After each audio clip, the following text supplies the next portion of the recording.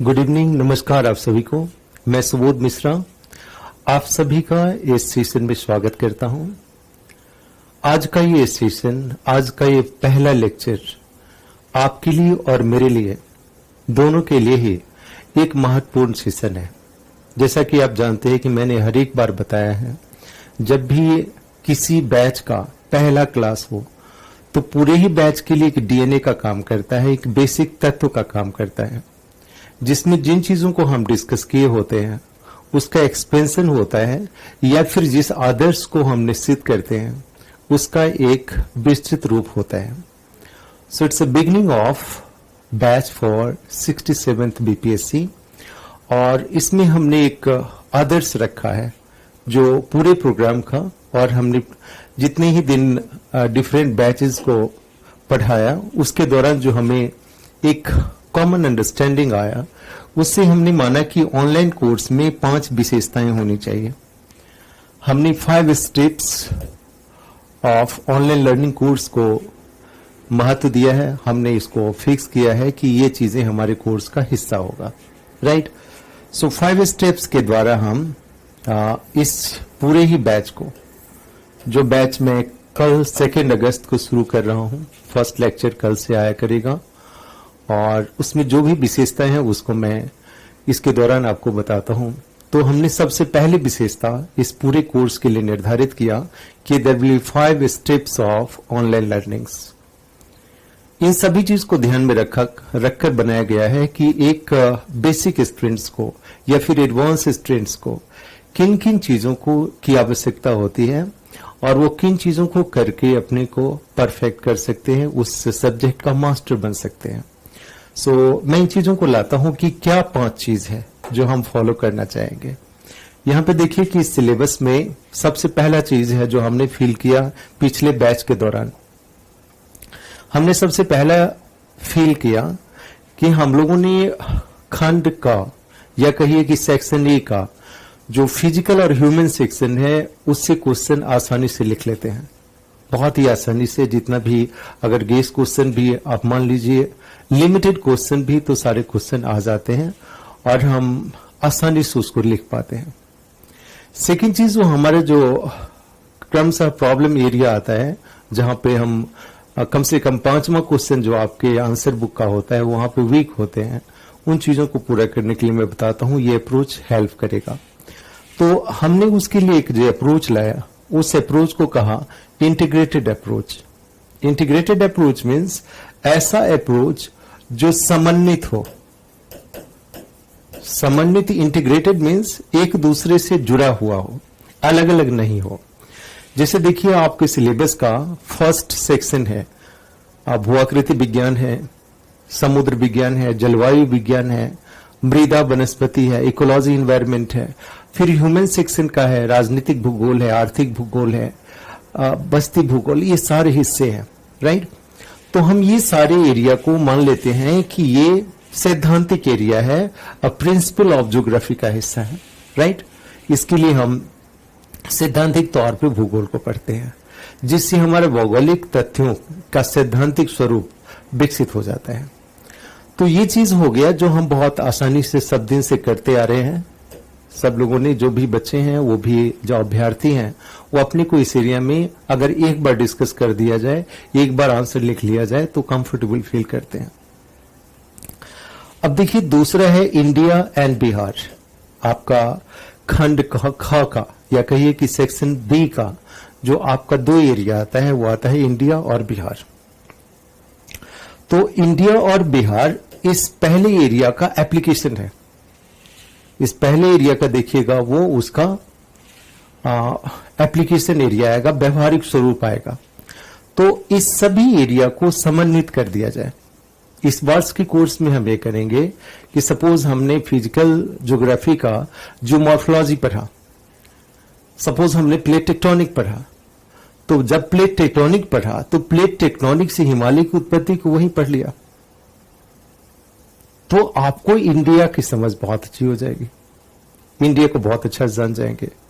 Suppose हमने उसी के दौरान physiography of India physical section में पढ़ा, तो बिहार का फिजियोग्राफी भी एक साथ पढ़ लिया, भले आपने नोटबुक अलग अलग लगाया हो, जैसे आपने 3 नोटबुक लगाया हुआ हो कि एक आपने लगा लिया फिजिकल का या फिजिकल एंड ह्यूमन का, एक इंडिया का, एक बिहार का लगाया, ऐसा। तो जिस टॉपिक को मैं डील कर रहा हूं, सपोज जियोमॉर्फोलॉजी को हम पढ़ा रहे हैं, तो उसी समय हमने बिहार का भौतिक स्वरूप पढ़ लिया और इंडिया का भौतिक स्वरूप पढ़ लिया। देन हमें अंडरस्टैंडिंग का प्रॉब्लम कभी नहीं आएगा। और नोट भी ये लेजीपन में ये कि हमने पहले हम पूरे के पूरे ह्यूमन एंड इकोनॉमिक सेक्शन को करते हैं, फिर इंडिया करेंगे, बिहार करेंगे, ये चीज नहीं होगा, राइट। तो आपको लगेगा कि जिस चीज को हमने सैद्धांतिक रूप से पढ़ा है उसको हमने इंडिया में भी कर लिया है, बिहार में भी कर लेते हैं, फिर इस अप्रोच से आपका गलती होने की संभावना नहीं के बराबर रहेगी, या फिर तीनों ही एरिया का समझ बहुत ही अच्छा से रहेगा, राइट। सो जैसे सपोज हमने क्लाइमेट पढ़ा, क्लाइमेट एक टॉपिक है, क्लाइमेटोलॉजी में हमने बहुत सारे एरियाज को पढ़ा। सपोज हमने पढ़ लिया कि साइक्लोन पढ़ा, मानसून पढ़ लिया, राइट। तो उसी समय इंडिया का मानसून पढ़ लिया और बिहार का भी जलवायु पढ़ लिया, जलवायु प्रदेश भी पढ़ लिया। तो वो सारा चीज आपको एक इंटीग्रेटेड अप्रोच दिया। तो हमने एक पहला लाइन इस बार फिक्स किया इस वर्ष के सिलेबस के लिए, आपके बैच के लिए, कि we will go as a integrated approach of discussion. हमने जियोमॉर्फोलॉजी पूरा किया तो भारत का भौतिक स्वरूप खत्म हो गया, बिहार का भौतिक स्वरूप खत्म हो गया। फिर सपोज हमने जलवायु पढ़ा तो वर्ल्ड का जलवायु खत्म हो गया, फिर भारत का जलवायु संबंधित जितने भी एस्पेक्ट है, at the same time we completed Bihar also, right. So ये अप्रोच हमें हमेशा हमेशा से लगता था कि अगर राइट फ्रॉम बिगिनिंग इंप्लीमेंट किया जाए तो सभी के लिए यूजफुल होगा, और एज ए टीचर मुझे भी एक कंफर्ट फील होगा कि हमने बेहतर ढंग से इन चीजों को प्रोसेस में लाया। सो ये चीज है, the first thing we like to go for integrated approach. मेरे ख्याल से आप समझ गए होंगे कि इस बैच की सबसे पहली विशेषता होगी कि ऐसा नहीं कि बिहार को बाद में कर रहे हैं, इंडिया को उससे पहले कर रहे हैं, फिजिकल को पहले कर रहे हैं। Will do the same topic in parallel way, right, जिससे कि उसका समझ आपको सेम टाइम विकसित हो जाए, right. Now the second thing is a content discussion. देखिए, कंटेंट डिस्कशन सबसे वाइटल एरिया होता है। ये तो आदर्श हुआ हमारा ना, ये फिलॉसफी हुआ, आइडियोलॉजी हुआ, जिसके आधार पे हम कोर्स का कंप्लीशन करेंगे या आपसे डिस्कशन करके इन चीजों को सामने लाएंगे। कंटेंट का डिस्कशन जो सब एरिया है, जो पूरा का पूरा सिलेबस का डिस्कशन एरिया है, वो सबसे महत्वपूर्ण एरिया है, क्योंकि उस पर निर्भर करता है कि आपने इन चीजों को किस रूप में लिखा और कैसे समझ के लिखा। तो कंटेंट डिस्कशन के दौरान हम सभी जितनी भी एक विस्तृत बातें हैं, एक चैप्टर का पूरा ब्रॉड एरिया डिस्कस करेंगे, उससे संबंधित आप नोट्स बनाएंगे, और उस समय क्वेश्चन का डिस्कशन नहीं आएगा। बात समझ गए? सबसे पहले अगर एक होलिस्टिक रूप से आपने पूरे चैप्टर को जान लिया तो उससे रिलेटेड जितने क्वेश्चन हैं उसको बनाना आसान हो जाएगा। पहले तो ये हो कि आपको चैप्टर याद हो जाए, चैप्टर का कॉन्सेप्ट विकसित हो जाए, तो उस चैप्टर को समझाना और उस कंटेंट्स को आप तक पहुंचाना द सेकेंड प्रोसेस होगा। थर्ड प्रोसेस ये होगा कि उसका नोट प्रिपरेशन। देखिए कि नोट प्रिपरेशन में अभी से जितने भी पहले के बैच के बच्चे थे जो पार्टिसिपेंट थे या कई के अभ्यर्थी थे, तो उन्हें यह होता था कि मैं इंग्लिश में डिक्टेट करते होता था, फिर हिंदी में करता होता था, और इसमें उलझन भी हुआ करता था कि, या फिर उलझन ना भी होता था तो हिंदी वाले को वेट करना होता था या फिर इंग्लिश वाले को वेट करना होता था। सो इसको हमने नोट्स प्रिपरेशन में सेपरेट बैच बना दिया कि will have separate batch for Hindi and the separate batch for English, जिससे कि क्वालिटी आपके नोट्स बन जाएं। फिर इसमें और बताता हूं कि क्वालिटी नोट्स में जो बेस्ट नोट्स होता है, सबसे अच्छा नोट्स होता है, वो क्लास नोट्स होता है, जो क्लास के दौरान डिस्कशन करके टीचर के साथ आप लिखते हैं, उसके डायग्राम्स को फॉलो करते हैं, उसके मैप्स को फॉलो करते हैं, और आमतौर पे वो डायग्राम और वो मैप्स इतना आसान होता है चूंकि वो टीचर या वो आपके मेंटर्स अपने हाथ से बनाता होता है, वो प्रिंटेड या जैसे कह सकते हैं पावर पॉइंट का मैप नहीं होता है कि किसी बुक से कट पेस्ट करके आपको स्लाइड पे दिखाया गया। तो वो आपका ऐसा मैप होता है, ऐसा डायग्राम होता है जिसको आप बोर्ड पे टीचर के साथ बनाते हैं, जिसको आप एग्जाम में आसानी से बना सकते हैं। ज्योग्राफी में दोनों चीजें महत्वपूर्ण है कि आपका डायग्राम बहुत ही अच्छा हो और आपके जो मैप्स हैं वो बहुत ही क्लियर हो, लोकेटेड हो, जो भी चीज आप दिखा रहे हैं। तो कंटेंट्स के निर्माण के साथ साथ, बनाने के साथ साथ कंटेंट्स की समझ और डिस्कशन के साथ दूसरा सबसे महत्वपूर्ण एरिया है कि मेरे साथ आप क्लास में ही नोट्स बनाएं। इस बार के क्लास में जो ये नोट्स है, ये जो आपका लेक्चर होगा वो इस वे में होगा कि आपको लगेगा कि हमने क्लास में बैठ के, एक्चुअल क्लास में बैठ के हमने क्लास नोट्स प्रिपेयर किया है, जिसमें स्पेस ऑफ टाइम होगा, जिसमें कि आप क्लास में बहुत ही अपनी आराम से एक्चुअल कंफर्ट के अनुसार नोट्स लिख पाएंगे। सो आपको देखिए कि इसका जो नेक्स्ट पार्ट आएगा, आपका ये कहिए कि प्रिपरेशन का पहला लेक्चर है, तो दूसरे लेक्चर में देखेंगे कि आप उसमें कितने कंफर्ट होके मेरे साथ नोट्स को समझ के लिख पा रहे हैं। ये दूसरा प्रयास मेरी तरफ से होगा। तीसरा ये है the writing of topic related answer. ये चीज देखिएगा, तीसरा पड़ाव, चौथा पड़ाव और भी महत्वपूर्ण है मेरे लिए।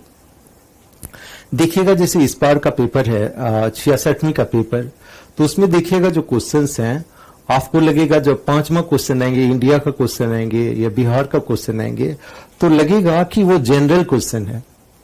बट जनरल क्वेश्चन को हम पहले लिख के देखे नहीं होते हैं। हम ज्यादा से ज्यादा टाइम हम फिजिकल ज्योग्राफी को देते हैं, ह्यूमन ज्योग्राफी को देते हैं। ये एरिया का जो जनरल क्वेश्चन है उसे हम नहीं लिखते हैं। तो आपको देखो बिहार में 12 टॉपिक है, 12 ही टॉपिक है। अब 12 क्वेश्चन को आप जनरल लिख के देख लीजिए। बातें समझ गए? इंडिया की बात करते हैं, बहुत सारे टॉपिक्स हैं, उसकी बात करेंगे। चूंकि बिहार से बच्चों को बहुत सारा प्रॉब्लम आता है, इश्यूज आते हैं कि वहां पे छूटता नजर आता है या क्वालिटी आंसर नहीं होता है। कभी कभी अपने मन से उसको आप इमेजिन करके लिखते हैं कि ये एक्चुअल आंसर होना चाहिए, बट वो एजम्पशन नहीं होना चाहिए। आपका एक्चुअल जो आंसर है वो नजर आना चाहिए। तो मेरा ये कहना है कि 12 टॉपिक है, तो उसको पहले क्यों नहीं लिख लिया जाए? 12 दिन में लिख लिया, 20 दिन भी दे दिया, चलो ठीक है। तो यहां पे जो आपका जो सबसे डीप एरिया है, जहां पे प्रॉब्लम क्रिएट होता है, वो खत्म हो गया। सो यहां पे क्या है कि जनरल क्वेश्चन को लिख लिया, टॉपिक रिलेटेड, या यही कि पूरा टॉपिक को ही लिख लिया, right. So you have written the detail of contents. कभी कभी हम ये करते हैं कि प्रिपरेशन के दौरान आंसर लिख के पूरे टॉपिक को ही लिख के देखें कि पूरा टॉपिक आता है कि नहीं आता है, फिर उसको आंसर फ्रेमिंग में जाते हैं। जो 5वां अप्रोच है, the answer writing of test series, ये 5वां अप्रोच है जो हम रियल फाइनल कंडीशन में पहुंचते हैं। आपके पास देखिए सारा कंटेंट्स आ गया, नोट्स बन गए, डिस्कशन हो गया, क्लास नोट्स बन गया, फिर आपने जनरल क्वेश्चन सबका लिख के देख लिया है, जो टॉपिक रिलेटेड चीजें हैं। तो फाइनल में एग्जामिनेशन कंडीशन में जो क्वेश्चन पूछे जाते हैं, उस क्वेश्चन को आपने मॉडल पेपर के रूप में लिख के देख लिया। देन आप पाएंगे कि लगेगा कि ये सारा सिलेबस तो मेरा है, मैं जानता हूं, बहुत अच्छे से जानता हूं। और एग्जामिनेशन हॉल में जाने से पहले आपको कभी ये फील नहीं होगा कि यार क्या पूछेगा, राइट। हम सभी के सभी टॉपिक पे इतना सारा काम कर लेंगे तो सारी चीजें बिल्कुल बेहतर रूप से नजर आएगा कि हाँ, हमने पूरा का पूरा काम किया हुआ है, राइट। अब देखिए यहां पे सिलेबस के अंदर जो हमारे आदर्श थे, 5 स्टेप्स थे, उसको हम फॉलो करेंगे। सो आज का जो ये स्टेटमेंट है, आज का जो क्लास का पहला क्लास का जो डीएनए है, आइडियोलॉजी है, द बेसिक्स है, उस चीज को हम पूरे ही बैच में फॉलो करेंगे। तो देखेंगे एक एक दिन आपका स्वर्णिम दिन हो जाएगा, आपका एक इफेक्टिव डेज हो जाएगा, जिसमें कि एग्जामिनेशन के बीच जाने पे आपको घबराहट नहीं होगा, आपको बेहतर फील होगा, राइट। सो देखिए कि वो पहला चीज हमने जो टारगेट किया, the 5 steps of preparation. I hope ये चीज आप फॉलो करेंगे। और आपकी तरफ से मैं जानना भी चाहूंगा, जब कभी ये बैच आप लोगों के पास ऑनलाइन पहुंचेगा, आप लोगों के बीच पहुंचेगा, तो आपकी तरफ से जो फीडबैक है, जो चीज आप लोग भी चाहते हो, अगर वो चीज मुझे फीडबैक रूप में मिले तो मैं उसे इंक्लूड करूंगा। बट मैं मानता हूं एज ए मेंटर और इतने दिन के अनुभवों को यूज करने की कोशिश कर रहा हूं कि ये 5 स्टेप्स हमारे बहुत ही यूजफुल होंगे।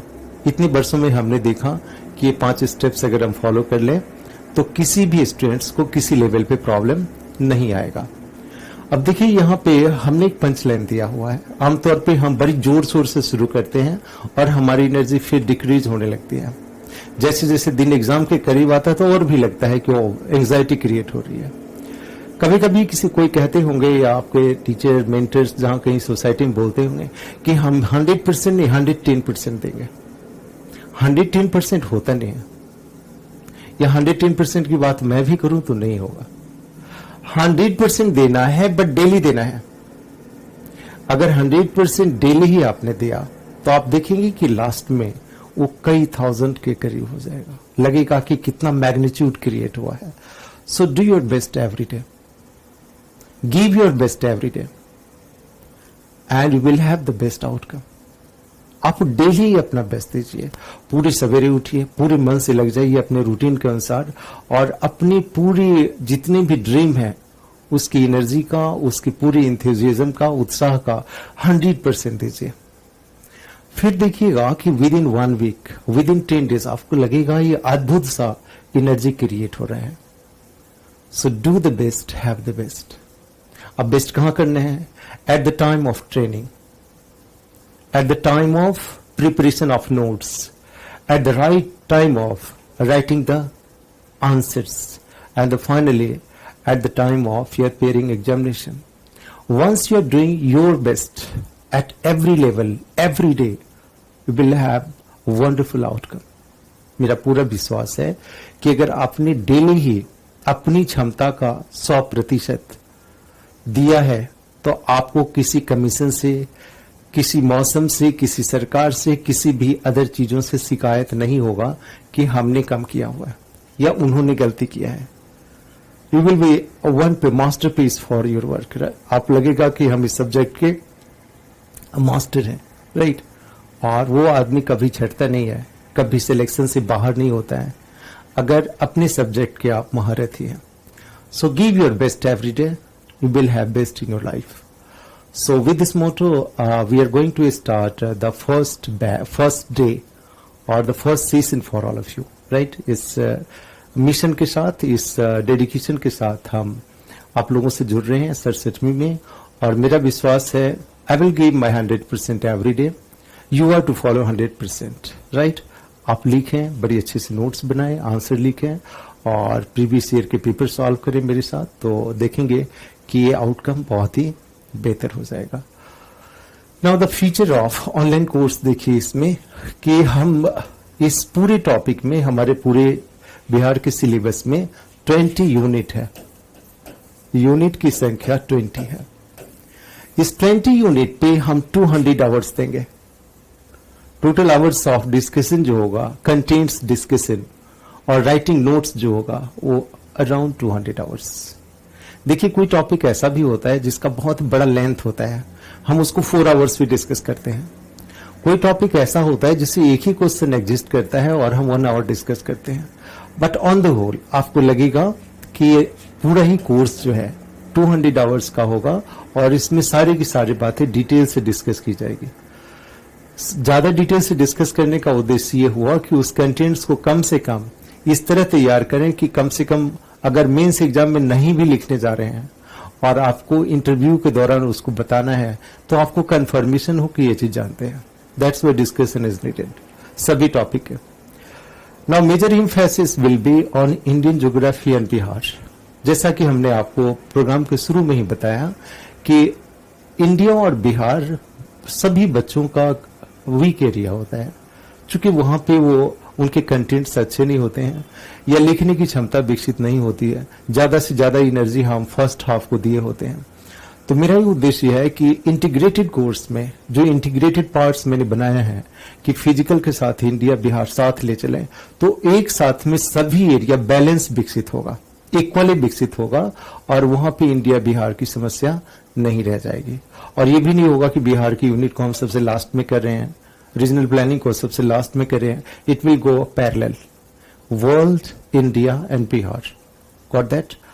नाउ द थर्ड वन, अब देखिए एक्सप्लेनेशन ऑफ 150 क्वेश्चंस, ये हमारे पूरे बैच का एक बड़ा सा एरिया है। जैसे 140 टॉपिक्स हैं तो कई टॉपिक से 2-3 क्वेश्चन भी आ जाते हैं और किसी टॉपिक से एक भी क्वेश्चन आ जाते हैं, जो बनते हैं, आ नहीं जाते हैं, बनते ही हैं इतने।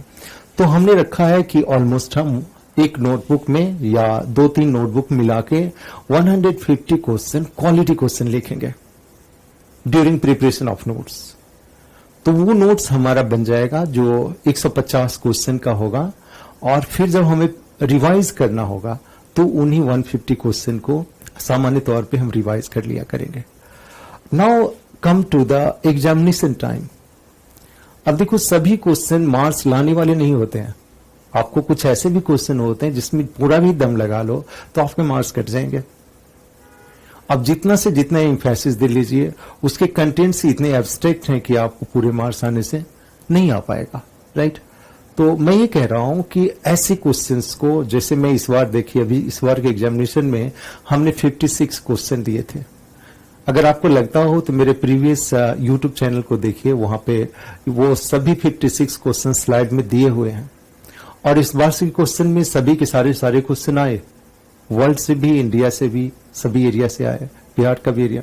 तो आप देखेंगे कि आमतौर पे पहले वाले जो 64वीं था, 65वीं था, उसमें हमने 46 क्वेश्चन तैयार किए थे। इस बार और भी बढ़ के हमने 56 क्वेश्चन तैयार किए। अब चूंकि देखिए हमारा दायरा इसलिए बढ़ रहा है कि अब 50 मार्क्स वाले क्वेश्चन चेंज हो गए हैं। अब आपको 50 मार्क्स वाला क्वेश्चन नहीं दे रहा है, तो हमें 25 मार्क्स के क्वेश्चन को टैकल करना है और हर हाल में उसे लिखना है। तो हमें क्वेश्चंस का नंबर थोड़ा सा बढ़ा लेना होगा। तो हमने जो गेस क्वेश्चन देंगे एग्जामिनेशन से कम से कम 1 महीने पहले, वो 75 क्वेश्चन पे आएंगे। पहले तो पूरा तैयार करो, पहले पूरे नोट्स लिखो, और लास्ट में 75 क्वेश्चन को टारगेट करके जाएं, क्वालिटी क्वेश्चन को, कि इसे हम एग्जामिनेशन में लिखने जा रहे हैं। आमतौर पे जरूर आ जाया करता है क्वेश्चन, उसमें आपको दुविधा नहीं होता है कि क्वेश्चन मिस कर रहा है। So we will have very confirmation about 75 question. ये 75 क्वेश्चन को हम बेहतर ढंग से कर लेंगे, वो हमारा फाइनल प्रिपरेशन होगा, जिसे एग्जामिनेशन से 10 दिन 15 दिन पहले कई बार लिख के देख लेंगे, राइट। उसके बाद देखिए यहाँ पे हमने इस बार weekly discussion of a structure of quality answer. अब हमने देखिए इस बार के जो बैच में हमने लाया है कि पहले ये होता था कि हमारे जितने अभ्यर्थी होते थे, जितने कैंडिडेट एडमिशन लिए होते थे, उनसे संवाद करना मुश्किल होता था, क्योंकि रिकॉर्डेड लेक्चर होता था और उस लेक्चर के थ्रू बच्चे पढ़ते थे। तो इस बार हमने रखा है कि वीक में एक बार, 1 डे, उस यूनिट से जो हमने डिस्कस किया हुआ है उसके क्वेश्चन आंसर का स्ट्रक्चर डिस्कस करेंगे विथ कमिटमेंट। और द सेकेंड वन, वीक में 1 डे ऑनलाइन क्लास करके और आप लोगों से जुड़ के लाइव क्लास में आप सबों से जुड़ के आपसे फीडबैक, आपकी समस्याओं को, या फिर नहीं अगर कोई समस्या है तो पर्टिकुलर टॉपिक को डिस्कस कर लेंगे। So in a week will have 2 live class, 1 on Sunday and 1 second on Wednesday. So ये आपका पहला दिन है मंडे से हम इस प्रोसेस को लाएंगे कि आपको एवरी डे मेजर सेक्शन आपको मिल जाया करे, राइट। सप्ताह में कम से कम 3 to 4 टॉपिक्स तैयार करने के लिए। और उसके बाद जो 2 दिन है वो हम आपसे डिस्कस करके उन चीजों को एसेस करें, उन चीजों को जानें कि आपने कितना कर लिया है, कितना करने की जरूरत है, और किस समय टाइम ड्यूरेशन को आपके साथ मैच करना है। नाउ पिछले बैच की जो समस्या थी, पिछले बैच में जो हमने 65वीं में और 66वीं जो फॉलो किया, हमने बाइलिंगुअल कोर्स यूज किया और उसमें अच्छा भी था, बुरा भी नहीं था। दोनों ही मीडियम के बच्चे लिख पा रहे थे, समझ पा रहे थे। तो now it's a fresh recording, fresh class for both medium, Hindi and English medium, जिसमें आपको पर्टिकुलर वर्ड्स, पर्टिकुलर कीवर्ड्स का प्रॉब्लम नहीं आया करेगा। तो इस मिशन के साथ कि हम इस बैच में हम इन 5 प्रिंसिपल को फॉलो करेंगे, 5 आइडियोलॉजी को फॉलो करेंगे जो हमने फिक्स किया। वो ये है कि हम सबसे पहले इन 5 स्टेप्स को फॉलो करेंगे। integrated approach, content discussion, notes preparation, writing of a general question and the writing of model question ही कह सकते हैं उसको। दूसरी चीज ये है कि द टाइम अलॉटमेंट जो सभी बच्चे को चाहिए डिस्कशन के लिए, सभी अभ्यर्थी को, वो इस तरह का होगा। Will have a very long session of discussion of every topic so that will very comfortable with in 4 month. 3 to 4 month में हमें सारा का सारा चीज ज्योग्राफी रिलेटेड जितने भी कंटेंट्स हैं हमारे दायरे में आ जाएगा, और फिर हम एग्जामिनेशन में बहुत ही कंफर्ट के साथ, बहुत ही कूल होकर एग्जाम दे पाएंगे। सो ऐसी कंडीशन में जब डेली ही आप अपना बेस्ट दे रहे हो, 100% दे रहे हो, तो आपके आंसर बेस्ट हो जाते हैं, क्वालिटी आंसर हो जाते हैं। फिर आप खुद को भी जब लिख के देखेंगे तो फील होगा कि वो मैंने ही लिखा है और मेरे द्वारा लिखा वो ये कितना ही क्वालिटी आंसर है। So give your 100% daily. Getting this one? Per day 100% दीजिए। देखिएगा कि आपकी जो मिशन है और मेरा जो मिशन है दोनों मिलके मोर देन 200 मैंने हमेशा टारगेट रखा है। मोर देन 200 अचीव करना बहुत ही इजी काम होगा, राइट? एवरी क्वेश्चन 12 क्वेश्चन हम लिख लिए तो हमारे सारे के सारे ड्रीम पूरे हो जाएंगे। तो with the statement, commitment, with all patience, with all dreams, आप लोगों से जुड़ के इन चीज़ों को मैं शुरू कर रहा हूँ। मेरे लेक्चर का जो ये तो इंट्रोडक्टरी क्लास है, इसका जो फर्स्ट लेक्चर है वो कल से शुरू होगा और 2 अगस्त से चलकर ये आने वाले समय में आपके लिए एक वंडरफुल कोर्स, परफेक्शन कोर्स साबित होगा, जिससे कि हम अपनी उपलब्धि को आंक सकेंगे एज ए टीचर भी और आप अभ्यर्थी भी।